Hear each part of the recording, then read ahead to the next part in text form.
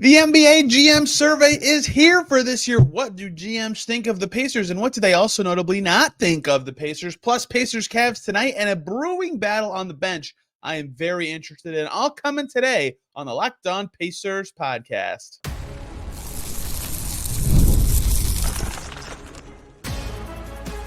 You are Locked On Pacers, your daily Indiana Pacers podcast, part of the Locked On Podcast Network, your team every day. What up, y'all? Happy Thursday, and welcome into another edition of the Locked On Pacers podcast, where we, of course, talk about the Indiana Pacers. As always, my name's Tony East. I cover the team for Forbes and SI, and today, first of all, Reggie Miller has joined the Behind Me Bobblehead Club for this lovely podcast background setup that's required. And second of all, we have a lot to talk about. The NBA GM survey, one of my favorite things of the year, because I like to think about how decision makers think about the league, is out.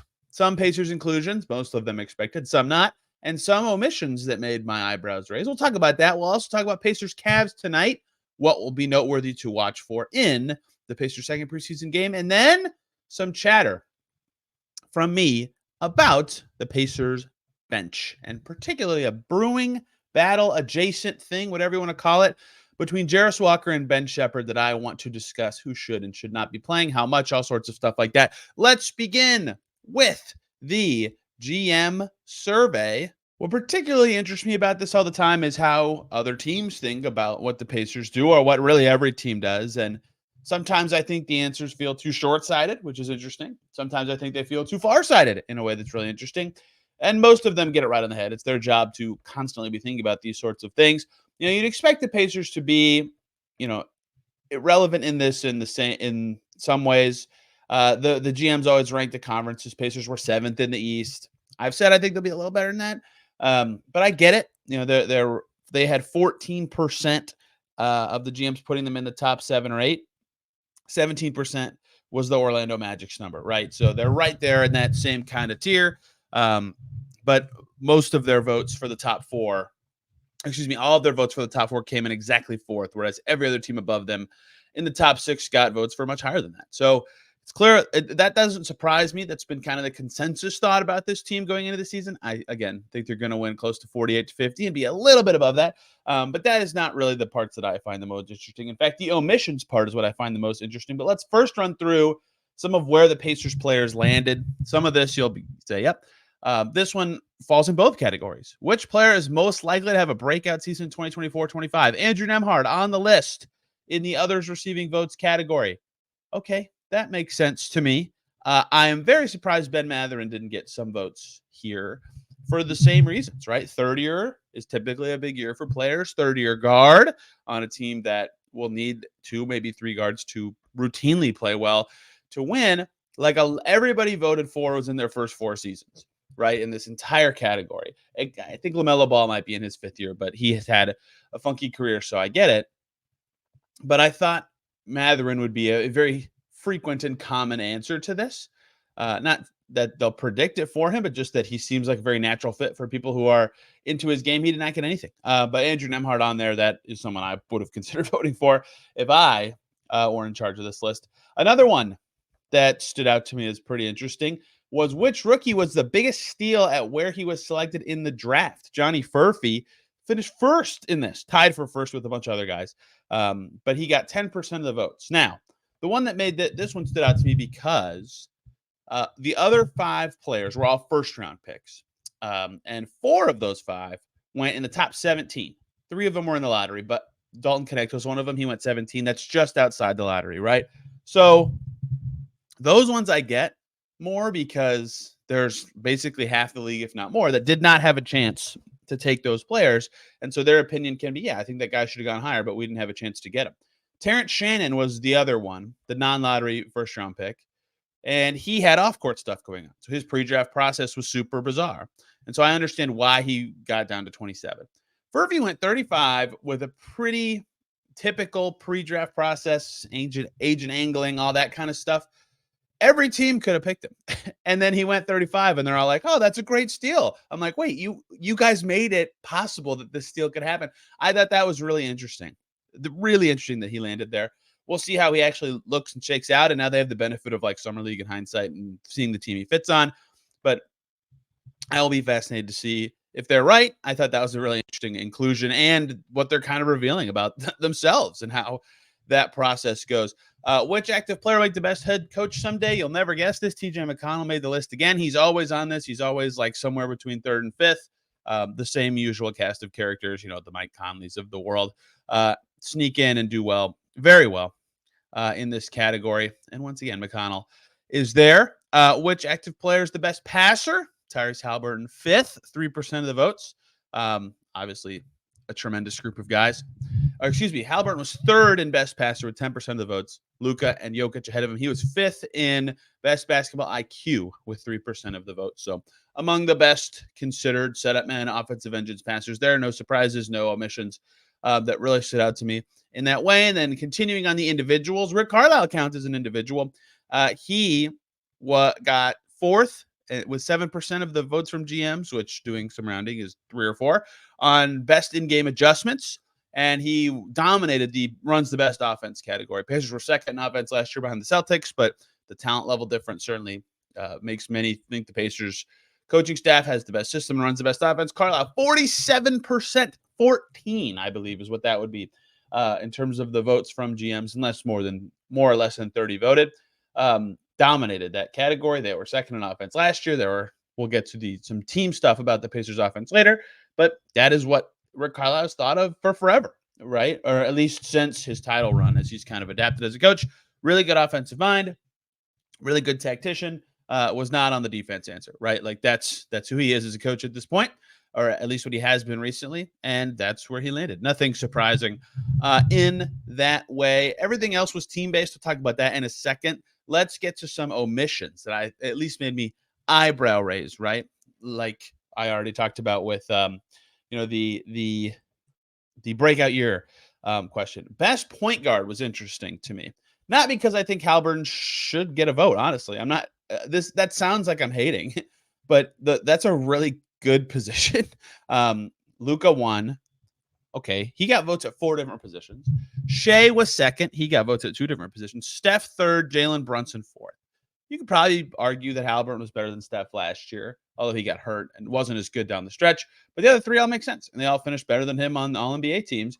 And so if you said who's the best point guard in the NBA, I don't think anyone would pick Haliburton as like a list of 1, but if you rank them 1 through 5, he would get on those lists. So he didn't get any votes, which isn't surprising to me. I'm assuming this wasn't a ranked choice thing because there's only 4 guys listed. So it's like that one, at least I went, oh, and then I realized why.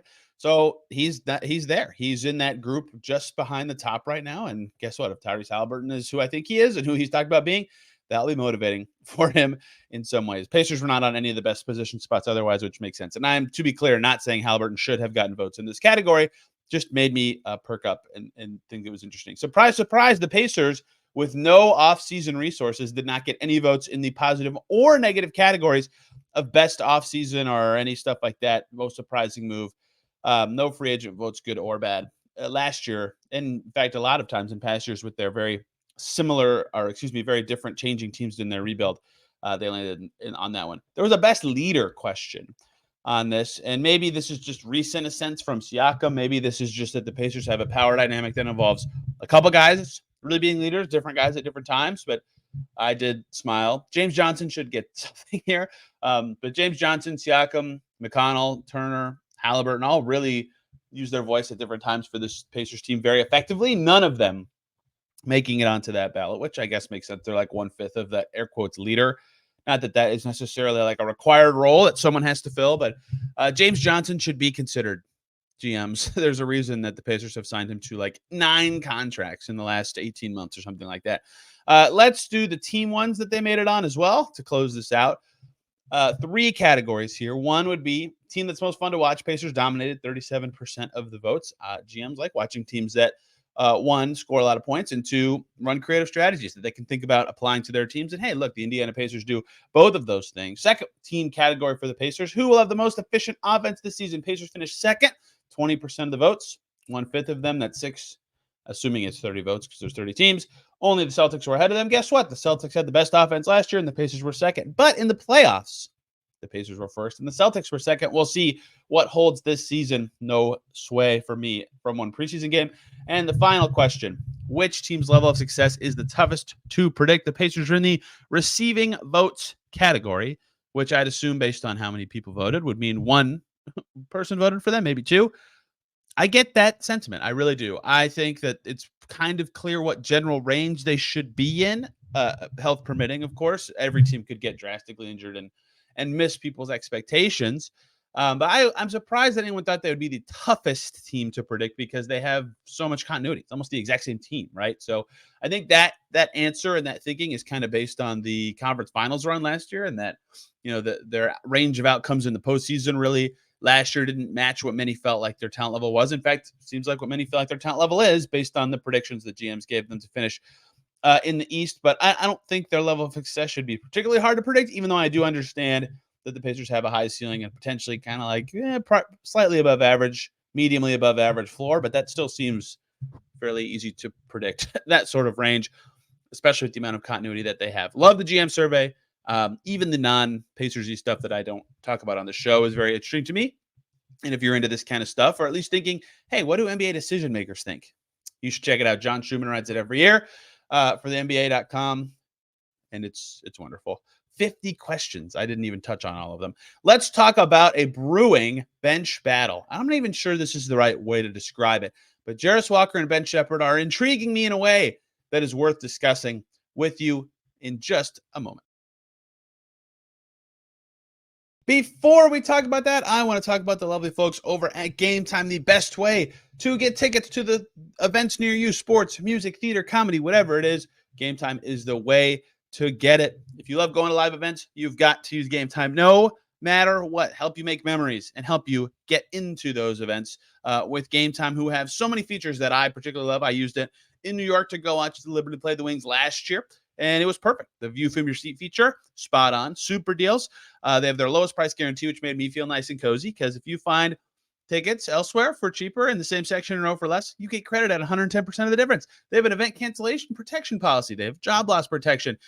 You can toggle off the hidden fees feature, so there's no surprise at the end. They have a new Gametime Picks feature that makes it even easier to get these tickets for events that you go to, because they filter out the fluff and only show you incredible deals on great seats. You don't have to waste your time searching through if you just want the incredible deals. My gosh, is Gametime the best way to get these tickets? Take the guesswork out of the process. Download the Gametime app, create an account, and use the code LOCKEDONNBA for $20 off your first purchase. Terms apply. Again, create an account, redeem the code LOCKEDO and NBA for $20 off. Download Gametime today. What time is it? Gametime. We are back here on Locked On Pacers. Thanks for making us your first listen today, and every single day your second listen. Locked On Spurs. I watched the Spurs earlier. Chris Paul threw Wembanyama a lob, and I went, oh yeah. Whew. They're going to be an interesting team. I don't know what to make of this. I have very not famous, because I didn't say this on this podcast, but I looked stupid last year because I was lower on the Thunder, in large part because you never know what to make of rookies with Chet Holmgren.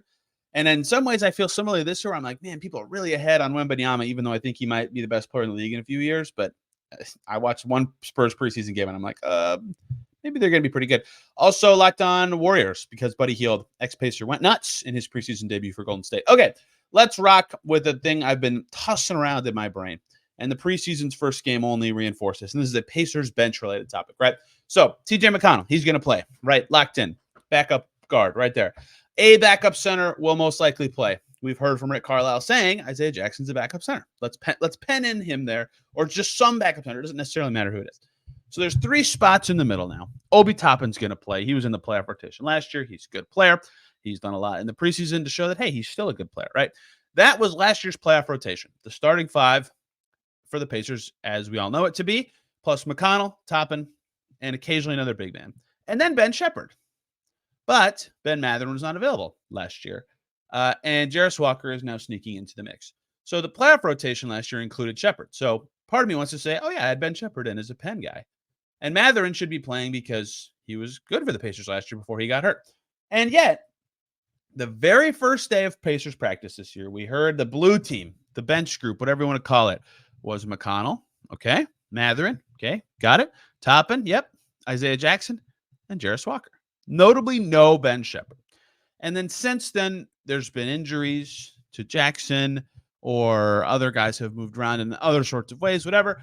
And Sheppard and Walker have played. And I talked about and wrote a story about guys talking about like, hey, Ben Sheppard looks really good, right? The guys are talking him up, and he's not a part of this group.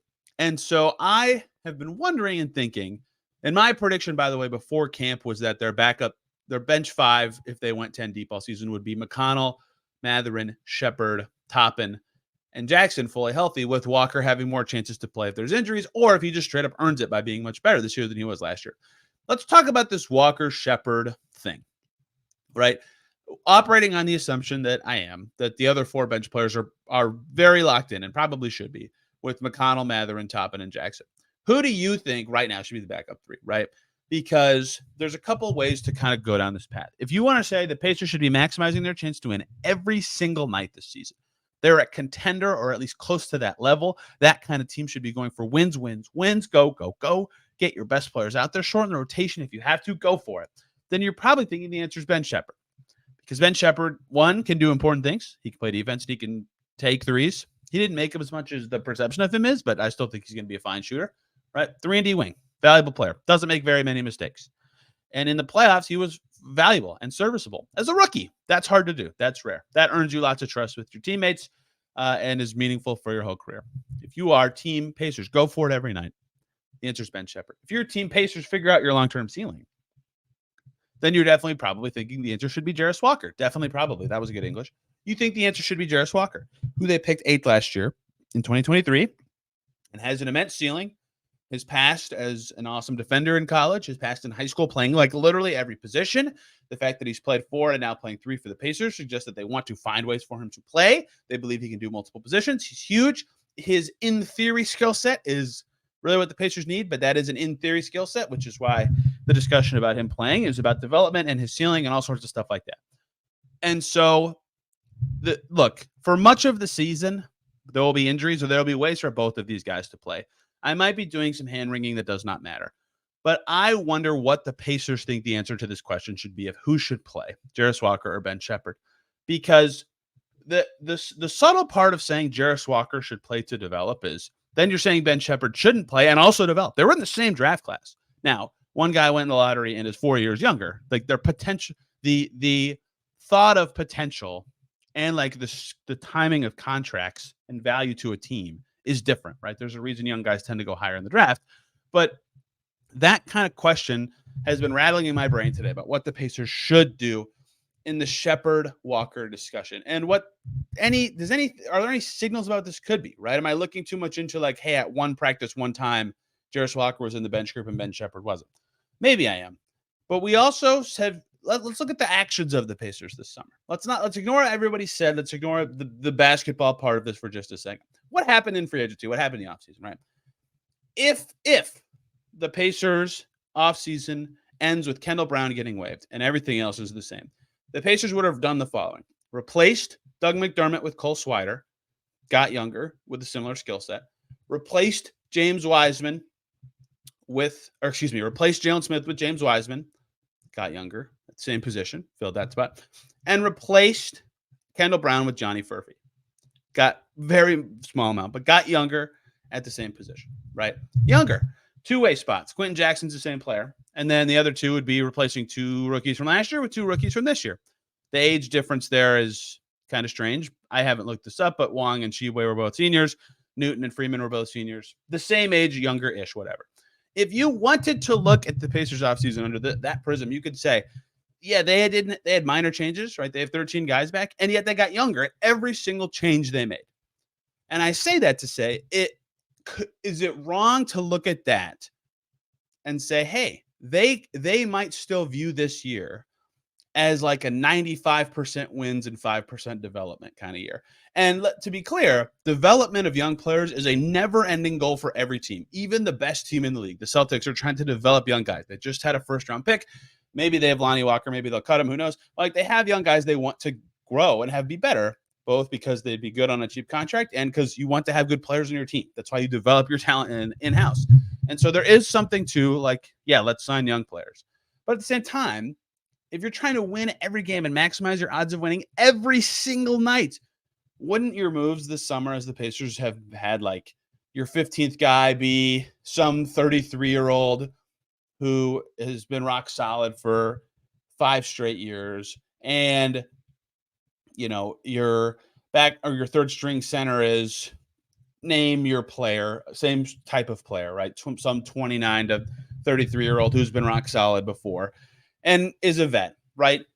Maybe not, right? Maybe they view that differently than me. So I think that there is some nuance and some scale of what the Pacers kind of view this as. And I'm not saying they think this is a development year, and I am not saying that they should, but it certainly seems like there's some element of this, and there has to be, because they still have Ben Mathurin in the mix as well. So there is an element of figuring out, hey, these 2 lottery picks we just had, let's figure this out now. How good are they? Are they a part of, if this team hits its ceiling, are they a part of it, or are they a part of a package for it in terms of other talent potentially being in this core? So that all matters. Figuring that all out matters. So their actions kind of suggest to me that there would be some thought to, like, let's accelerate the development of Jarace Walker, but also accelerate the figuring out the knowledge of what Jarace Walker really can be or is. And maybe you'll never know after 2 years, but having as much data as possible to find out super matters. So I've just said a lot of stuff, a lot of information to kind of figure out who should be playing with the bench. And I bet we look back at the end of the season and both, unless Sheppard and Walker get hurt, if they stay healthy and the rest of the team deals with injuries, which is an unreasonable thing to say, but just imagine for a second, if that scenario happens, they could both reach 60 games, like, reasonably. And so maybe it doesn't really matter what I'm saying, but I wonder what that decision should be. Should the Pacers be trying as much as they can to get Jarace out there, get him to develop, figure out where he works and doesn't, or if he doesn't at all, and then go from there? Or should they be playing this 26th pick from last year, who was quite good, fits their style, doesn't make very many mistakes, was a playoff contributor, can help them maybe win a little more right now, and doesn't require the ball as much to have an offensive impact on a group that already has 2 ball handlers? I'm not saying there's a right answer. If the Pacers play either of those guys as their 10th guy, I'll say, yep, I get it. But then you have to think about what that signals for the rest of the decisions they're going to make throughout the season. And I don't know who's ahead right now. They had enough injuries to play both in the same unit in their preseason opener. I'm not necessarily sure it matters a great deal which one's ahead, because, again, I think they could both end up playing a lot. But I think it's an interesting battle. I think the signs we've been given about the Pacers suggested something to keep an eye on, especially as they try to figure out what they're doing and how much they're doing it. And it will matter if those guys can pop or get better this season, and what steps forward they can take. And they'll get another chance to do it against the Cleveland Cavaliers tonight. The last Pacers preseason road game is tonight in Cleveland. What is there to watch for against the Cavs? Let's talk about that to close out today's episode. Before we talk some Cleveland Cavaliers, we need to talk about the great folks over at FanDuel. NFL fans, you're back on tonight, and you can keep your season rolling. Big returns on FanDuel. They're America's #1 sportsbook, a great way to get in on the NFL action yourself from home. So when you get that hunch, it happens all the time. It's the middle of the game. You get a hunch, and you want to place a bet. Well, the same place and page where you can place your bets on FanDuel, you can see lots of stuff like checking out the latest stats from the game, live up to the game play-by-play. That way you can be the most informed about the timing of what you're about to do, and you can be the most informed about the stats around the bet you might be about to make because of your hunch. That should be the best way to do this. And on FanDuel, you'll get started with $200 in bonus bets guaranteed. $200 in bonus bets when you place your first $5 bet. All of that is on FanDuel.com. We're back here on Locked On Pacers. Thanks for making us your first listen today and every single day. Your second listen should be Locked On NBA. You'll get the latest and greatest from around the association from hosts like me. I'll probably be on there on Friday. I've been filling in quite a bit recently with Adam Mares leaving the network and Pat, the designer, leaving the network of Locked On Nuggets and Bulls, respectively. Good for them. They moved on to bigger and better things. But I've been filling in and having a lot of fun, and you'll hear me there tomorrow. And you can hear about things like the Spurs and Wembanyama and all sorts of good stuff. Let's close this out with the Cavs. Look, you never know what a team's shape is really going to look like in the preseason, so I don't want to do too much matchup stuff, but it does matter. We'll learn a little bit more in this game than we did in the Hawks game, and that will continue to happen for the rest of the preseason. Health permitting, though, The biggest thing I would like to see and learn about in the preseason is, hey, Johnny Furphy, like, can we see NBA minutes here? Can we see something? And it might just not happen. He already had an ankle injury here at the other one. It looks like it's only one ankle now.